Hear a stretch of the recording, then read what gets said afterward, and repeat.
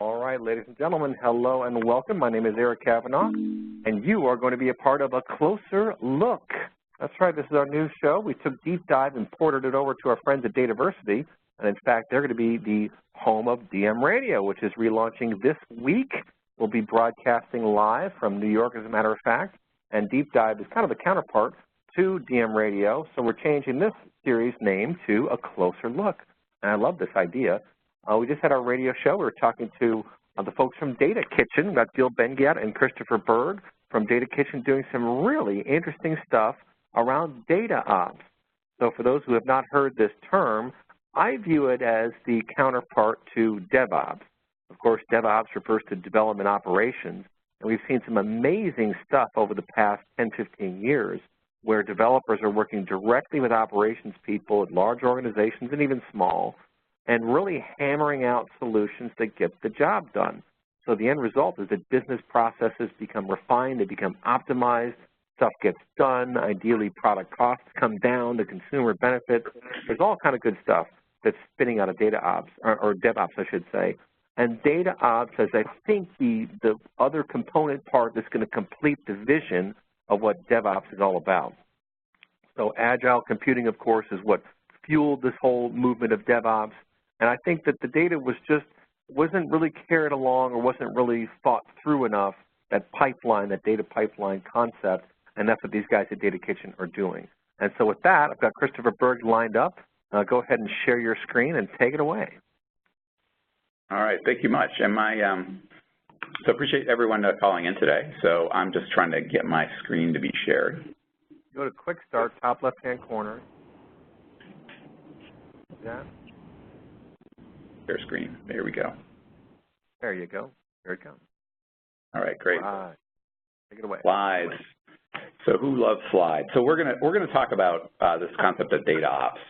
And so in order to do that, we're going to kind of set the big picture of what DataOps means. And so the first thing is we have one of our customers. He's a director of analytics at Celgene. He's got about a dozen people on his team. He delivers, he says, 1,500 dashboards on a weekly basis, supporting marketing, sales, executive, other people in the organization. And he feels that he's competing with Amazon. And so he said that to us, and we were really puzzled about why he competes with Amazon, because he doesn't actually, ship boxes, or doesn't run data centers, or, doesn't have didn't buy the Washington Post, or doesn't have his own space company. And so how is he competing with Amazon? And what he feels is that he's competing with the perception that Amazon has, because his job is to deliver insight to business people. And those business people are used to getting things shipped to them overnight from all over the country. And so when they ask him a business question, are my sales going up? Are my sales going down? How's this region working? They expect that he should be able to give them an answer the next day. And so he's competing with the perception of these companies who've perfected all the series of operational processes and technical processes that allow them to do overnight shipping and delivery. And so that's what we're trying to do. We're trying to make it so that people in analytics can release new insight, new ideas in a very fast way. Because we work with companies who it takes them currently, before they worked with us, weeks or months to make a change to a data warehouse table, to add more data, to change a report. And really, the world needs companies to be able to do analytics with a fast release frequency. And likewise, when we were talking before in the webcast about manufacturing, we saw a change in the auto industry where new models came out more quicker, and the quality of those cars over the past 20, 30 years have changed, really due to the influence of the Japanese auto manufacturers and a guy named Deming, W. Edwards Deming, who was about statistical process control and how you actually monitor your manufacturing line of cars to produce really high-quality cars. And so we think in analytics that the third thing that is really prevalent is that you're going to ask the cycle time of asking questions. A business user, you sit down and you talk with them about what's happening in their business, what's going on. They have follow-up questions. how fast can you answer those follow-up questions? And then the follow-up from those follow-up questions, how fast can you answer those? And then also, how can you take a particular insight as expressed in a data set or a chart or a graph or a model, and how can you share that metric or that insight into production in a safe and high-quality way? And so we think that that idea is really about data ops, and the challenge that people are having is a lot of analytic projects, when they try to go fast, when they try to innovate, are failing. And so Gartner estimates that 50% of all analytic projects fail. And some people call them data warehouse projects. Half of all data warehouse fails. A lot of companies have spent a lot of money on implementing big data warehouses, and they fail, are failing. And we think that the reason they fail kind of goes back to our experience as running an analytic team. And Gil and I met about 10 years ago at a company that did analytics for the pharma industry. And our journey, we had people who did data management, people who did data visualization, people who did predictive modeling, which is now called data science, all for trying to give insight to business customers. And our experience was tough because those people were asking us to deliver insight, update it frequently, and have really high quality. And we kind of went through this journey on it where if you look at the heroic journey of someone where you start off on a journey, and when we took the job we were excited, oh, analytics is cool, there's a lot of good things that are happening with analytics. And then we had this team of people and we were just sort of punished with making data errors, not delivering things slowly. We blamed our boss, we blamed our customers, we blamed our employees, and then we really started to realize it was actually sort of our manager's problem. It was our problem as leading the team. It wasn't any individual's fault. It wasn't a specific fault. It was the fault of the process that we had set up. And so we realized that that journey that we were on is the same journey that many people who are in charge of analytic teams, be they doing charts and graphs or models or building databases, all those parts of the analytic value chain. And so that heroic journey is happening again today, where people are beckoned by data scientists being the coolest job of the 21st century, walking through the airport and seeing signs about that of analytics is great. And then they end up with a situation where they have fear of making changes to what they put into production. They ignore operations. They hope that things are going to work. Or they're heroes, where they're trying to work overnight and get things done, and they end up with bottlenecks.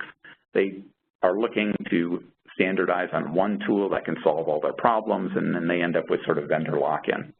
And I think what we're trying to help people on the hero journey is that they don't have to live with this. They can live where they can make high-velocity changes.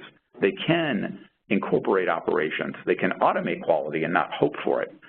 They can build repeatable processes where it doesn't kill people to do work, and get away from that hero mentality. And they can use lots of different tools and innovate on the tools.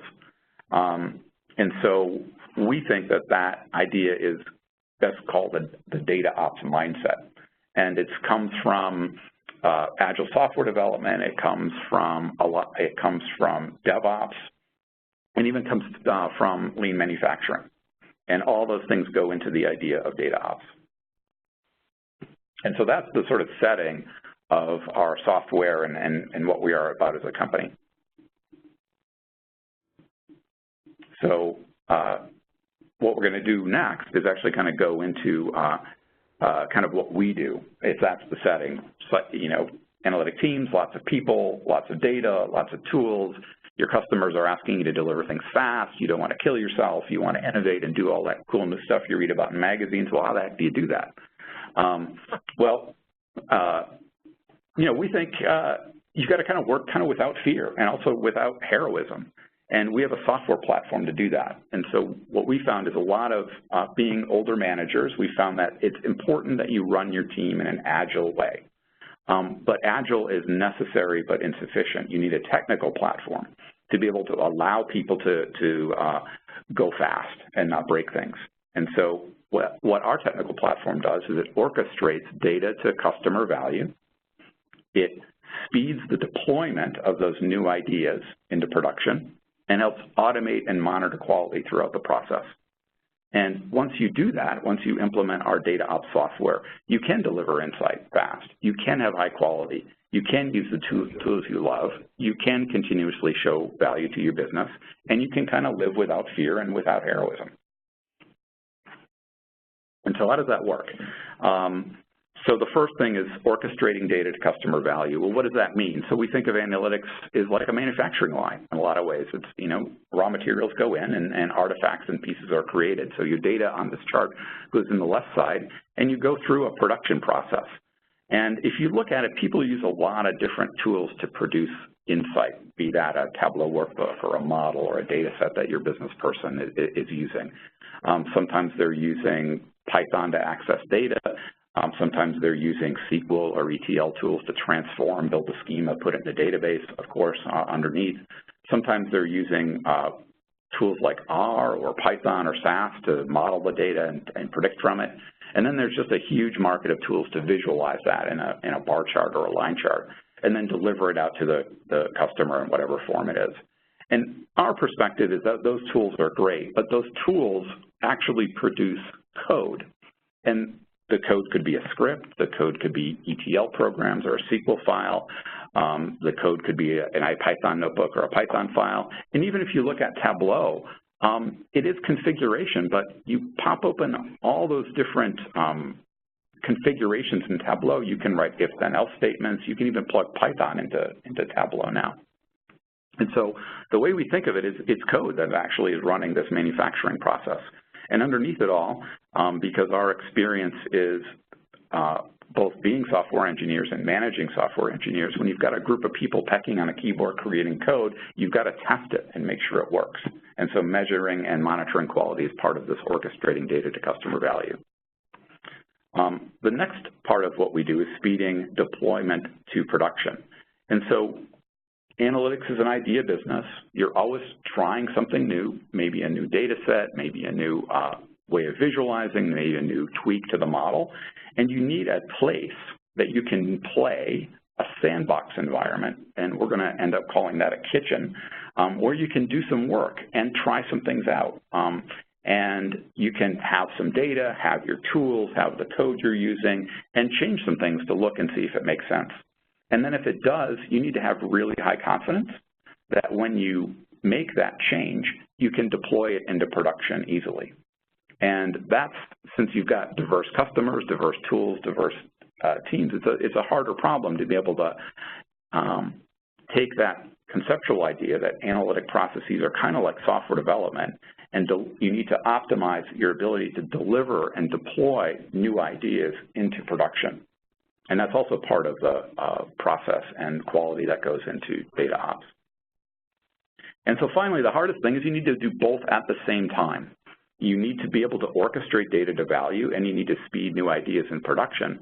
And you don't want a couple things to happen. You don't want to put new things in front of one of your business customers and lose their trust because it's wrong. Or you don't want that to happen very often. And then finally, when you actually take one of those new ideas and put it into production, you want to break what's already there. You want to know it works. And so focusing on both orchestration and deployment while automating and monitoring quality is what our technology does.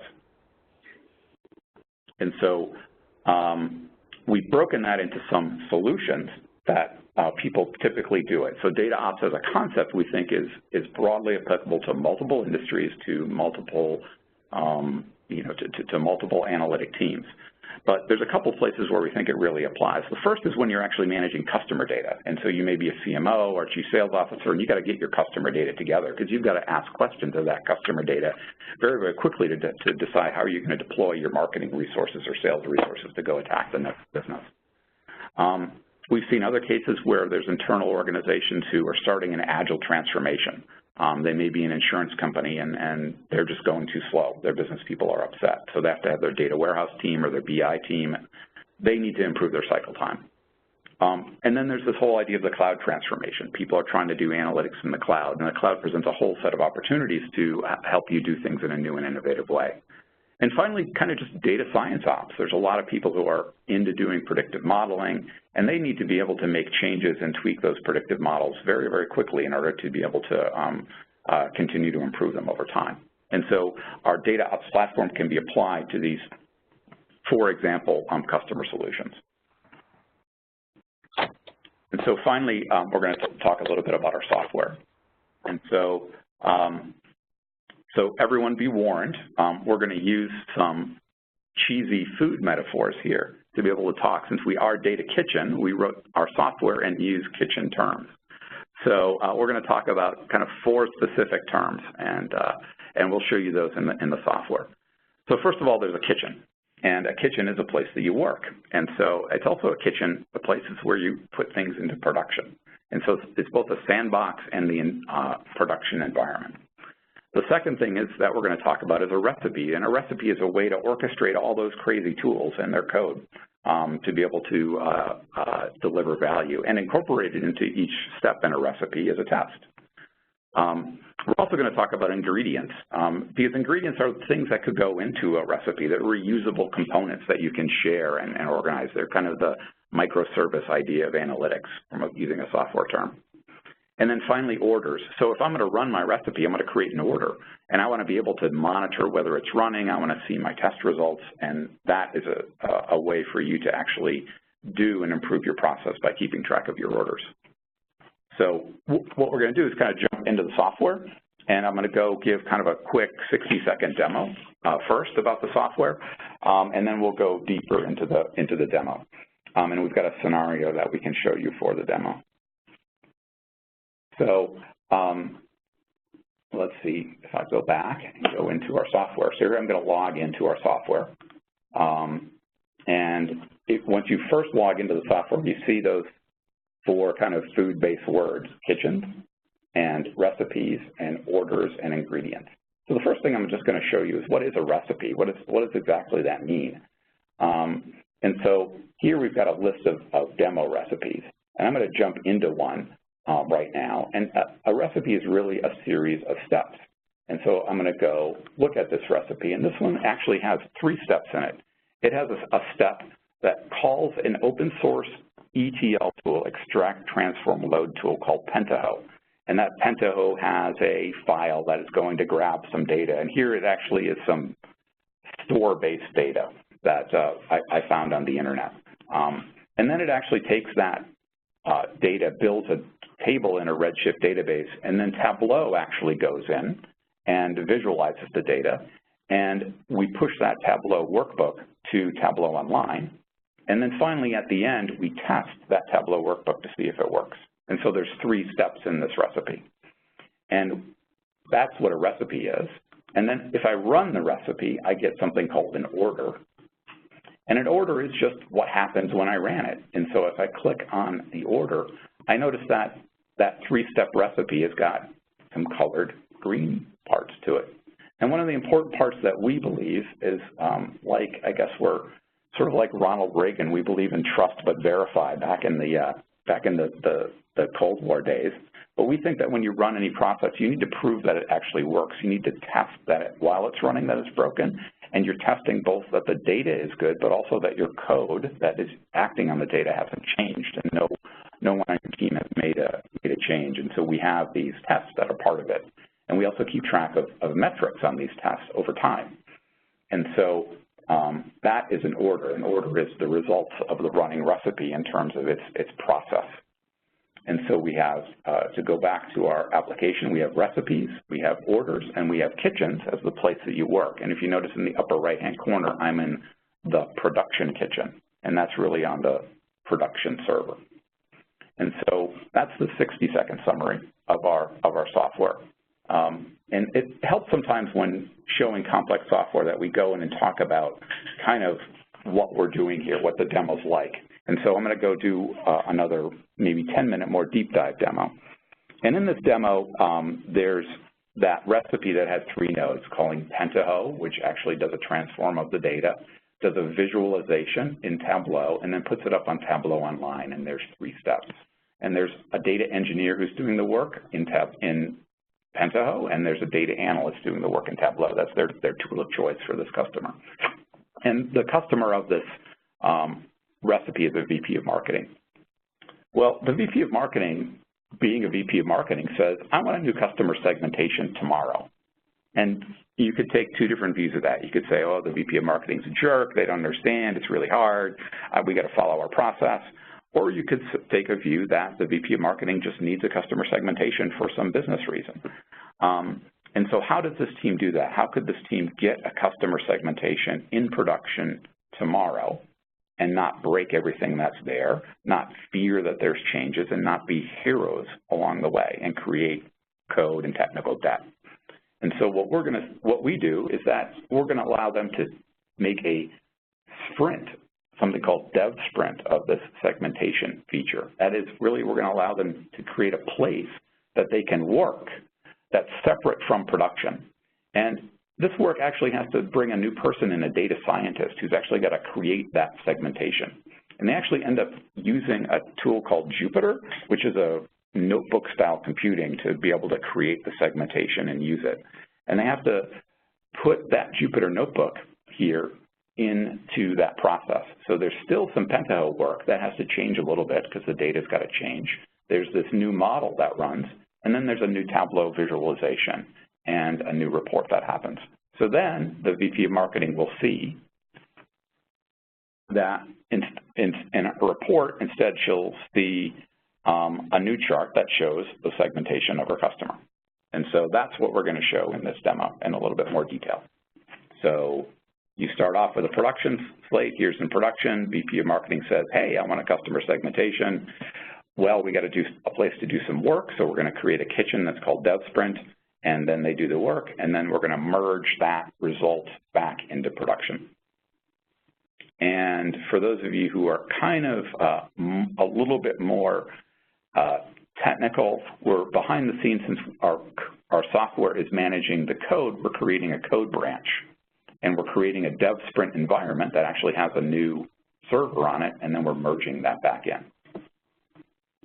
So let me show that. So now I'm logged back into my UI. I've got my kitchens and my recipes, et cetera.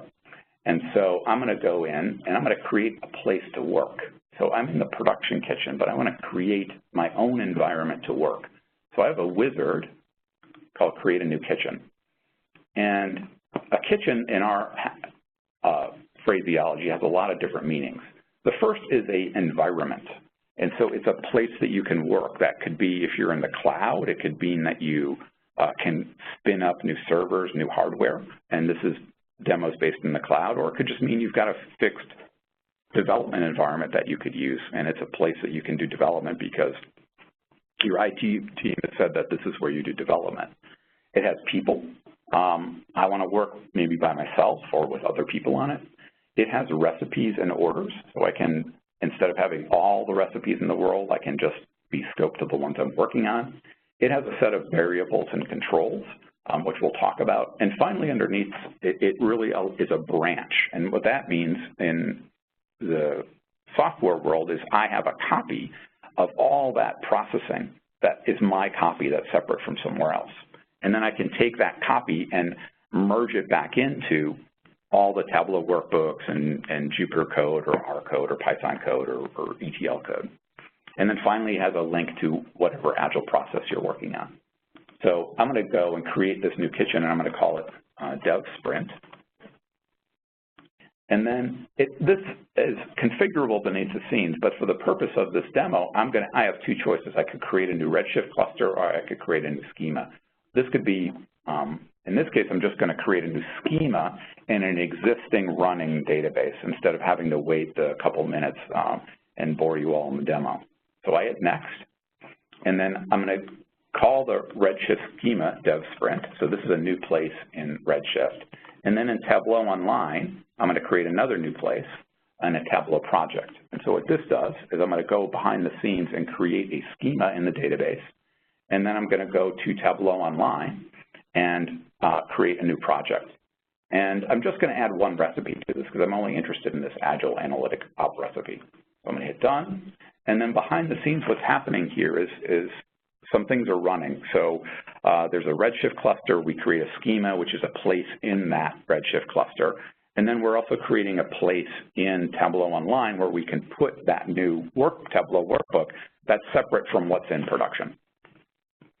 And so I can go to the kitchen list, and and I can see now that I've got this dev sprint kitchen. And so I'm still working in production. So I want to work somewhere else. I want to work in that dev sprint kitchen. So I hit yes. And now I'm working in the scope of the dev sprint kitchen. And since I want to make a change to a recipe, so here's this recipe that I have. And notice I don't have a whole list before. Now I just have one recipe. And so I want to make that change, and I want to get the guy who does the data scientist, get his Jupyter Notebook involved. I want to make a bunch of changes to my ETL process. So the purpose of my demo is not to show you how to do that. People have their favorite tools. Those tools produce some kind of code or configuration. We're going to show you that that's done. So if I go to look at this one, you end up with a 5-step process. And so we still have this Python index. Let me zoom in here. If you remember, we started off with Python, a Pinto container node, a 3-step node. But now we end up with 2 new nodes, a Python Anaconda segment. So let me look at that one and show you what that means. So if I go into it, I've got a Ipython notebook. And this is the Ipython notebook here that actually does the segmentation and goes in and actually does, if you can kind of see it here, it does a k-means clustering. And that actually does if you're into reading code, actually does an if-then-else segmentation. And that's what the Ipython notebook looks like from a code perspective. And then we actually take that and configure that code to run. That Ipython notebook runs in a Docker container, and then we actually sort of squirt that code into it. We run the Docker container, and then we get test results saying, hey, did it work? And that's what the recipe does. It is a term that orchestrates all the pieces. So if I go back, I've got the same kind of Python Anaconda node, which has its own version of tests and actions in it. I've got now, I added in a Python Anaconda node, I added in the test, and then finally I have a Tableau test. And another way that we do our work is you can also use containers, but we can also go and call the code directly. And what's interesting about this is here's the case where I'm creating a table. And so there's here, create table, calling Redshift, but we've parameterized all of this. Notice it says Redshift schema here with some brackets around. And so when I call this code, we have in the kitchen itself a bunch of variables that we've placed saying, here's the name of that server I've created, and here's the schema that I've created called DevSprint. And when I run this, I'm running it in that schema, the same code. And then when I run it again in production or run it in other environments, I replace this variable. So being able to have a process that has a bunch of variables that you can run in different environments is a key factor in having the agility. So if I go back, I've got this recipe. Now I want to run it. So I'm going to do something. Since I'm working in my dev sprint kitchen, I know I'm not in production. I'm in a separate schema. I can hit create order, and that actually goes off and runs all the steps. And so if I go to my list of orders on the side, I can see that I've got one order that just started to run, and I can see it's planned, and I can see its state change. And so a few things are going to happen here in the background. So I've made this recipe. I've gone in to repeat kind of what I've done before, is we had a running recipe that used both Pentaho and Tableau Online. I got a request. I made my own kitchen. I did some pre-configured stuff with injected a new Jupyter Notebook that changed this graph to have 5 nodes instead of 3. I added a bunch of tests to make sure that I don't break anything, and now it's running in the background. And then I'm going to be able to merge it back into production.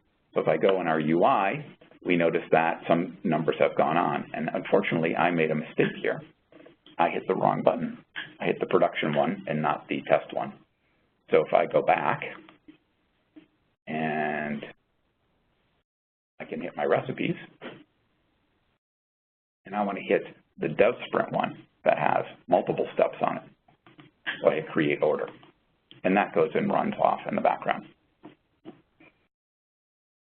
And so you can see, while this runs, you can see the steps that go by.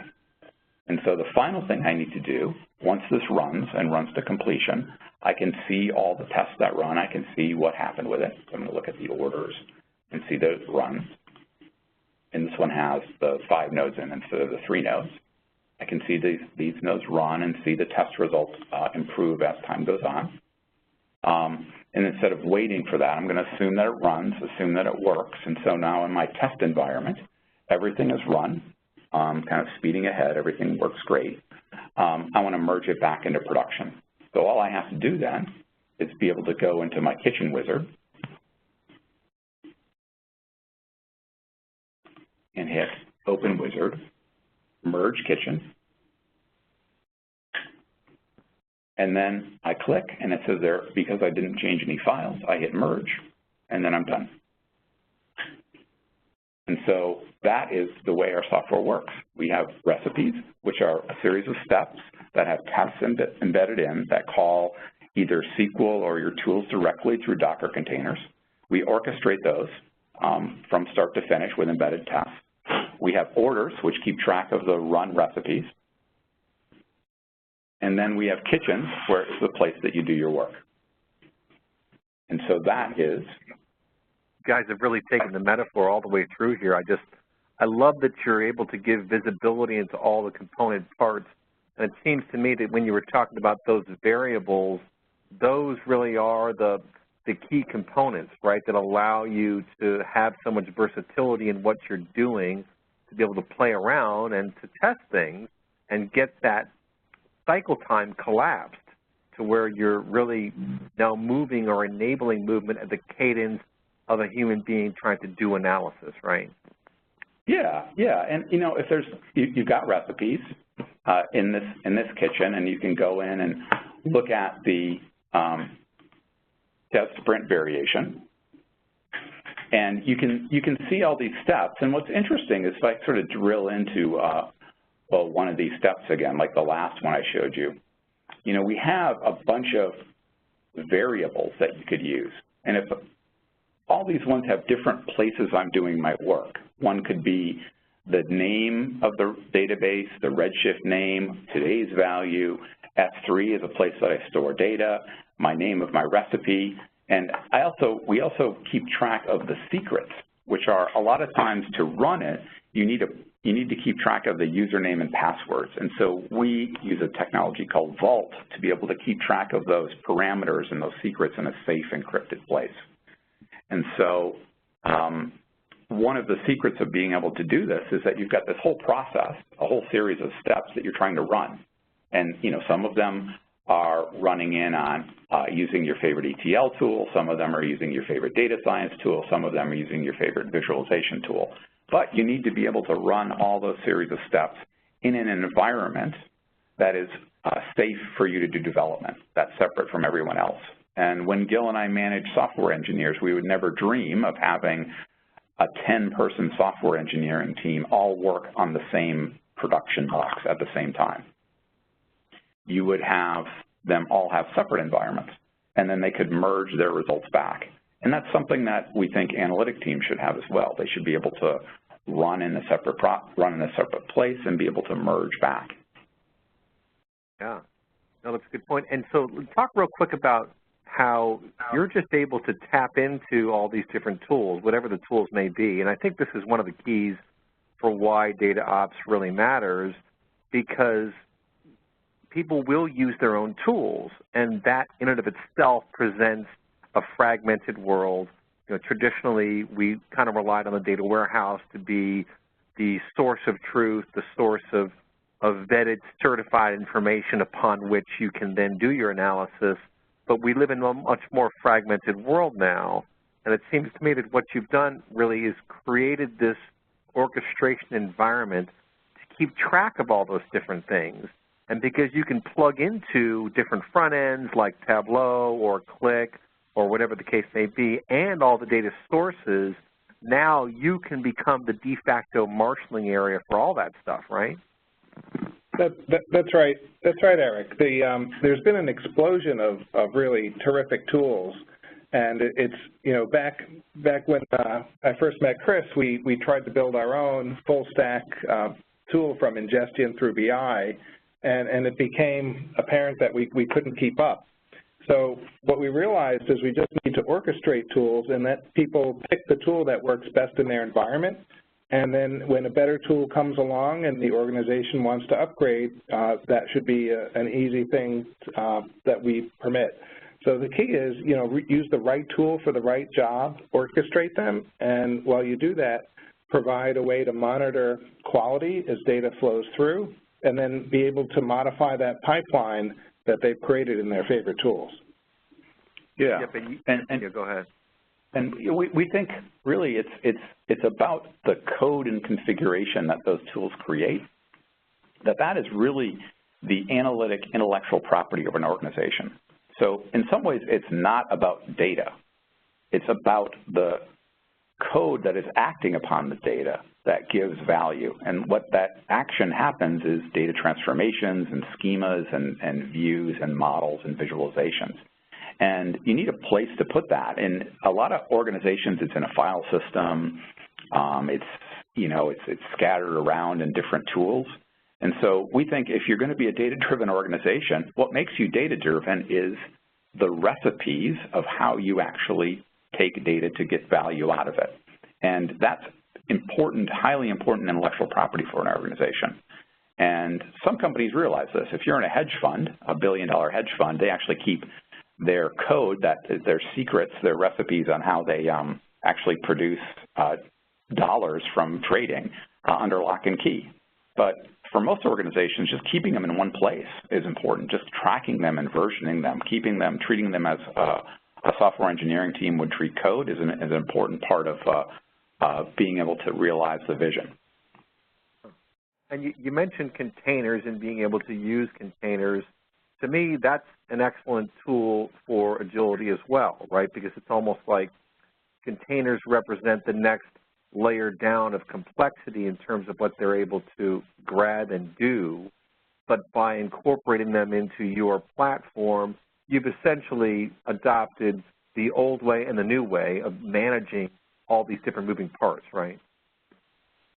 Yeah. And part of what we want to do is I just want to make changes, right? I'm a data scientist, I'm a data engineer. I want to make some changes and see if they work. So I want a place to do that. And I want that place to do that to be as accurately representing my production environment as I can. And so what containers do is allow you to encapsulate not only the tool that you're using in production, but also all the libraries and operating system and everything supporting that tool. So you can have a really, really high chance that what you've done in your development environment will work when you merge it into production. And there's complications, right? Because your production environment may have half a petabyte of data. So your development environment should have a fraction of that data. But if you're using a tool, you should have, that tool should be wrapped in a Docker container so at least you know that you have the same version of it. Because you just don't want to get in a case where you've got version 10 of a Python library in development and version 11 in production and something breaks. And that helps, that bit of friction of moving things from development to production is what DataOps and Docker containers help you do. And also, it's not just Docker containers, it's any kind of virtualized environment. In the cloud world, you don't have to have Docker containers. You can create instances like a version of an EC2 instance with all its libraries. And we could also just call that as your development environment instead of using Docker containers. But the main idea is that it's just consistency between execution environment between development and all the steps in between the production. Now, we got a question about metadata. Can you talk about how you handle metadata? Is there some sort of master repository, and how would you reconcile different field names basically across different systems? Can you just talk about that for a second? Yeah, and so one of the things that we work with systems there are a lot of great tools to manage metadata as it goes through the system. And so there are ETL tools that have metadata, there are Tableau repositories that have metadata. And one of the things that we believe is that the challenges of communicating the meaning of data, because metadata is data about data, so that this field has a certain name, a certain value, which should have 5 values as an example. We believe those things are actually important to test and validate that as you have changed something, that it has the right field name in Tableau, that it has only 5 values. And so one of the challenges with metadata systems is they're great at managing and having a repository for all the metadata, but they're not great at testing and proving that you've actually followed your metadata standards. And so what we see is you want to be able to, if you are going to go fast, you want to prove that things are right. And one way of proving that it's right is instantiating a test that this particular database table should have this particular name in your report, and it should only have 5 allowed values. And the best way to do that is actually write a test and prove it. And our system helps you do that. So we don't manage the metadata, but we help prove that you've used it. That's a good point. Yeah, I think that automated testing is key, right? Because it allows you to truncate a flawed process quickly, right? Fail fast, right? You're allowing the organization, you're allowing the individual to fail quickly or to identify, hey, wait, there's a problem here. Then you can go investigate and figure out what that problem is, but at least you don't waste any more time going down the wormhole, right? Yeah, exactly. And you know, part of we had the experience of really well-meaning data engineers, and they had sort of long database builds, 12 hours, 24 hours, and they'd make a change and then wait till the very end, after 24 hours, to see if it worked. And the reality is you can't just keep hoping that it works and throwing these Hail Mary passes, and then it wouldn't work, and then they'd scurry and make changes. And the reality is you want to test things as soon as the data hits. And if you're getting new data every week, if you're streaming data especially, you want to have tests and automations that tell you as soon as possible that something's going to break down the line. And it's just like auto manufacturing. If you're going to get a part from a supplier, measure that part first before you install it in your car, because you want part of agility is minimizing rework. And so there's a lot of rework in analytics, a lot of people trying, hoping that things work, it doesn't work, and test automation helps you minimize rework. And whether that rework comes from metadata standards that aren't followed or you know, poor data going in or poor code that has gone in, you want to minimize the amount of rework, and tests allow you to do that. Yep. We got another question around ETL, like third-party data integration tools. I mean, you mentioned Pentaho in your demo here. Are you able to actually call into these platforms like an Informatica, for example, and ascertain specific ETL scripts and then store them, or how does that work? Well, so for instance, with Informatica, they have some tools have a REST API, some people have a command line API. So you're still going to use your Informatica tool to build your ETL. You know, we don't want to replace you. If you have a whole team of people standardized on Informatica and you've got a history, what we do is take the code that's created by those tools and then execute and call Informatica runtime, and then be able to allow you to write tests in Informatica, and then we'll get those test values back out. And so that's another case of using Docker containers. And so companies have standardized on their favorite ETL tool, their favorite data science tool, their favorite visualization tool. And a lot of times they've standardized, but you know, sometimes they'll have Informatica, but then there'll be a bunch of guys who like writing SQL over in the corner. Somebody else has tried out some big data stuff on this side, and it really ends up, it's standard, but it's not standard. And also, mergers and acquisitions keep making it even more heterogeneous. Yeah, and Informatica is the 80-pound gorilla in the ETL market, but there's still, I've yet to find a company who doesn't have an ETL, doesn't have Informatica and a whole bunch of other stuff over in the corner that they also, by the way, need to run and test and make sure it works. Well, and so here's a question for you. How do you actually install when someone comes along, and I know you guys have had some good customer successes, what does the process look like to get DataKitchen installed? How long does it take to connect to all the various data sources? What are some of the hurdles you encounter? Can you kind of walk through how that whole process looks? Yeah, so what we've tried to do is minimize that. So we have an agent that, by the way, runs in a Docker container that you put into your cloud environment, that you put into your local environment. So like we said, we don't kind of want to touch your data. And we don't want to touch your keys, your permission keys. And that agent sort of runs in your environment and actually calls the recipe, calls the steps, gets the test values, but all the data stays in your environment. And that, by simplifying it down to an agent that actually connects to our user interface, we also have a command line API, we also have a REST API, we give email alerts, all the things that you would expect from an operational system. We make it easy for people to try and get up and running. And so there is some work to adapt it. If you've got a version of a ETL tool that we haven't supported, we have to do a one-time creation of a Docker container to wrap it. But generally, you can, we can get a proof of concept up and running fast. But we also help people with the kind of cultural change that has to happen. And so the idea of DataOps is it's not a magic bullet that says, okay, you plug in all your tools, you put all your code in it, it's all automatically going to work. You're going to have to think about how you want to have your team work in a more agile way. You have to think about, my goal is to reduce the cycle time at which I can deliver data analytics of any form, models, data, schema, et cetera.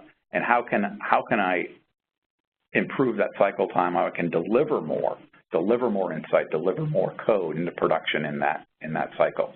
And that's a cultural transformation that teams have to go through. Mm-hmm. No, that's right. That's very interesting. This is so cool. I really think you guys have hit the nail on the head here in just identifying the need for a virtual marshaling area around the sandbox, right? Because that's part of what you've got here. We keep hearing about people doing their sandboxes, but the sandbox tends to be separate from the production environment, distinctly separate, like whole separate operation. And what you've done is enable that within the same environment such that when you're ready and you've done your testing and you think you've got really something interesting here, then you can very quickly and fairly seamlessly move from sandbox, from dev to production, right? That's right. That's right. And in some cases, you may be a company who has a rigid development environment, QA environment, production. They're prescribed. You've got data that's set for each. What the cloud provides, and we can help move quickly with high quality between those steps, those rigid fixed steps. The cloud provides something interesting, the idea of ephemeral environment, that I can turn on a whole bunch of resources really quickly and turn them off. And so we also allow you to go through a series of wizards to say, I want a big environment, I want a small environment, I want this recipe, I want this data, and kind of create your own sandbox that we call a kitchen through a kitchen wizard that you can then play in, and then also help you merge those changes into production. And so from our perspective, the cloud versus on-prem, we work in both worlds. But both of them allow you opportunities to improve your cycle time, deliver more in each cycle. The cloud gets you to even a whole other level. So you don't have to go to the cloud to do DataOps. You can do it on-prem. But the cloud cloud actually allows you even another improvement to your cycle time and more flexibility. Yeah, it seems to me that moving through this transformation, and I'm referring to cloud in particular, but also just the management of information assets, is going to require something like this, especially with respect to on-premise and cloud, because you're going to have this hybrid environment, I'm guessing, for at least 40 years or longer. And certainly any company that has old-fashioned data centers, it's going to take a long time to decommission that stuff if it ever goes away. So yeah, I think an environment like this is really important to help you straddle those worlds and, to your point earlier, catalog the interesting things that you've done and catalog the recipes, because otherwise that stuff gets forgotten or it just gets, kind of hidden behind the desk somewhere, right?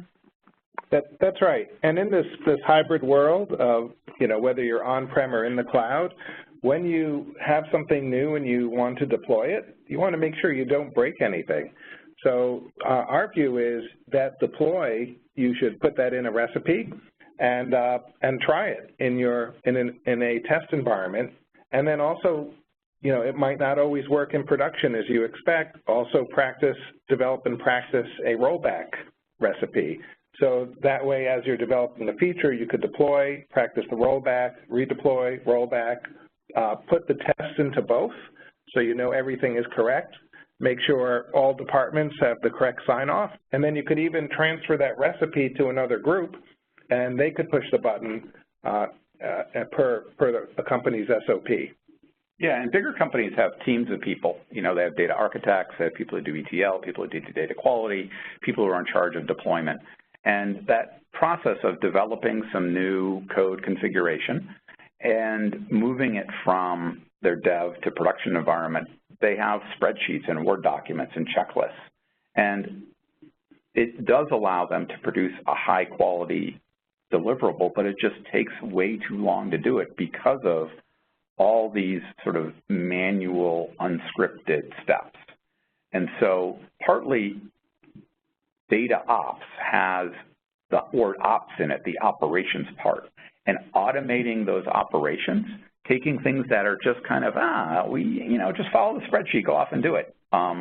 That's actually part of the value in this, is seeing that the operations is really key to delivering the business value of improving the cycle time at which you do analytics. And so this happened, we think, in software development, because I was part of a software team in 1999, and the operations engineer in a software team then was called the release engineer.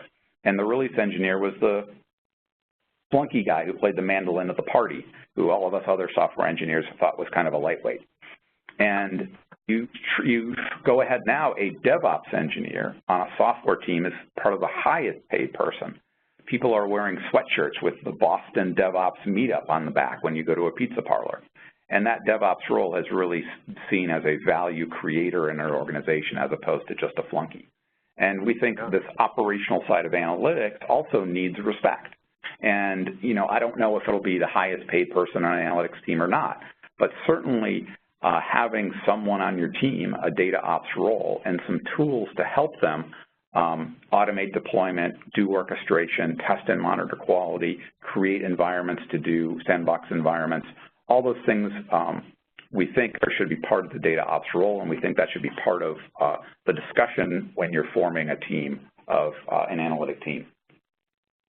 Well, one of the things that gets me so excited about this whole concept and this industry in general is that when you really get down to brass tacks and you look at the information that's flowing through an organization and understand how that fuels business processes and operations and the execution of the entity itself, you're learning about the business. And so when you can allow people from these different environments, from these traditionally separated groups, to collaborate in real time in the same area, in the same space, now they're all learning from each other. And this is kind of the whole business learns from IT, IT learns from business mantra that we've been talking about for 20-odd years, but now you've got developers in the mix as well. And when you can collaborate in real time in the same environment, that's when different people in that group learn more about what their colleagues do. And to me, that's just nothing but good news for being able to communicate more effectively, get better ideas, and then start changing the business in the way it needs to be changed to address the customer needs or the regulatory needs or whatever the case may be, right? That's right. Yeah, you could think of this process as opening up a dialogue where instead of saying, okay, we need a warehouse, developing it over a number of years, and then saying, okay, it's done, kind of locking it up and going away, having this ability to make changes, to get more insights, to have a common platform for understanding, a platform to experiment is really, we think, a way a business could transform itself. Yeah, and if you look at companies like Spotify or Netflix, Netflix has 100 to 200 software engineers working on their own data platform used internally. And they allow lots of people in the organization, hundreds or thousands of people in the organization, to interact with that data platform that allows them to do a lot more than what we showed you, but they do allow people to orchestrate and deploy and to create sandbox environments. And so that part of what we do, and our hope in doing this, is that there are more and more people in the organization who are going to be part of the analytics process. And it's got to start with the analytics team being agile, supporting data ops. But if you push it farther, there's a lot of people in a company who can get insight from data that aren't, don't have the title data analyst or data scientist or data engineer. And so giving them the facility to be able to work with data in a safe way, giving them a kitchen to work in, being able to deploy into production, we think could be only a good thing for companies. But it's got to start, in our opinion, with the chief data officer, the chief analytic officer, and their team. Yeah, that makes sense, because I think going forward, analytics will play a greater and greater role for any company that is data-driven. And again, once you get to a certain size, right? But even then, companies that are smaller can be leveraging the analytics that they get through other tools and other environments. So I think that we are living in an analytics-driven world. And I have to take my hat off to you guys. I think you've identified a key component that is really going to round out what is necessary for managing this complexity. It's just like ETL. I mean, we're kind of going through another cycle, right? I mean, I'm big into the Chinese zodiac, right? Every 12 years, you kind of start over from zero. And I feel like what you guys have now done for what you're calling data ops is kind of what the Informatica of the world did for data integration, which used to all be hand-coded, right? You would always hand-code stuff. And then people realized, hey, wait, we need a platform, we need a way to manage this environment such that we're not just coding out every little thing, because I think a lot of people who are not coders don't realize that code can be hard to understand, especially if it's not written very well. That's kind of one of the cool mantras I've come across is developers who are committed not just to good code, but good code that's human readable, right? Where you can like sit there and say, okay, this is what that piece of code is doing. And that's not the easiest thing to do. So I think that you're helping us transition from this most recent world into the next world, which I think is going to be a lot more productive and a lot more collaborative, right? I think so, yeah. And I think whether you're using Informatica or you're using Tableau or you're using, Python or a Jupyter Notebook, at the end of the day, you are coding. And that's really the mindset I'd like people to have. And whether they use our tool or not, you're in the complexity business. Code creates complexity. Code requires test and provability and monitoring and make sure it's doing. And just because your vendor has said, if you work in my tool, everything will be all right, it's not true. You need to manage your code. You need to put it in one place in a repository like Git. You need to be able to branch it and merge it. You need to be able to test it. You need to be automated. You need to be able to deploy it. And so we're less focused on the tools that you use, whether it's Informatica or Tableau, than the code that those tools create. And managing that code is really the value that we're trying to do, and we use it in conjunction with Git. We're not trying to be a replacement for Git or any other place, Bitbucket that you use, put your code in. But analytic teams need to realize that they're kind of a kissing cousin to software engineers, and there's something to learn from them. Likewise, analytic teams need to know that they're kissing cousins to manufacturing lines and lean manufacturing and the lessons there that they have to learn some things from. All right. Well, folks, this has been a fantastic hour of a webcast, and for those who were here before that, we had these gentlemen on our radio show, and I've learned a tremendous amount. We will archive this webcast. All these webcasts are available later for sharing with your colleagues. And once again, thanks to our friends from DataKitchen. I think they're really onto something. You're going to see this whole data ops space evolve, I promise you that. I've already seen, since talking to these guys earlier this year, several other companies start throwing out the term data ops. So it's a thing, it's going to be a thing, and we'll be curious to learn more about it in the future. Thanks again, guys. We'll talk to you next time. Take care. All right. Thanks, Eric. Thanks.